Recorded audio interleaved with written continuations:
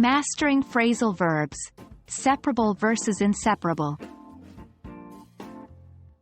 Hello everyone. Welcome back to our English language learning series. Today we are delving into an exciting part of English grammar, phrasal verbs. Specifically, we will be reviewing separable and inseparable phrasal verbs. Don't worry if that sounds complicated right now. By the end of this video, you'll have a much better understanding of this topic. Phrasal verbs are a type of verb that is created by combining a regular verb with one or more particles, usually prepositions or adverbs. They often have meanings that are not immediately obvious from the individual words. For example, the phrasal verb, to break up, does not necessarily involve any physical breaking. Instead, it often refers to the end of a relationship or to dividing something into smaller pieces.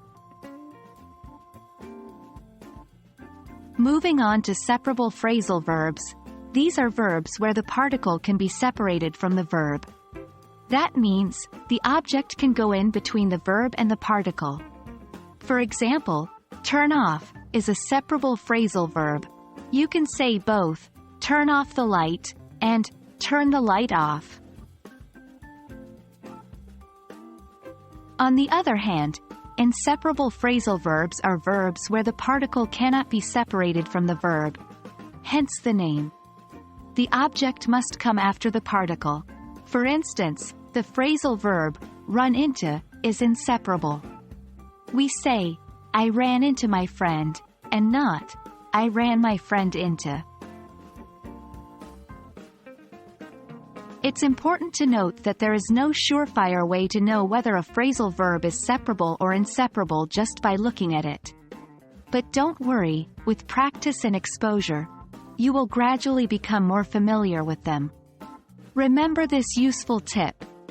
If the object of the phrasal verb is a pronoun, like him, her, it, then you must separate the phrasal verb.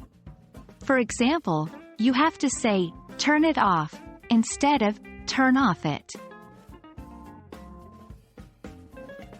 The best way to master phrasal verbs, like any other aspect of language, is through practice. Read a lot, write a lot, speak a lot, and listen a lot. The more you use the language, the more naturally these phrasal verbs will come to you. That brings us to the end of our review of separable and inseparable phrasal verbs. Remember, don't be afraid to make mistakes. It's through mistakes that we learn and improve.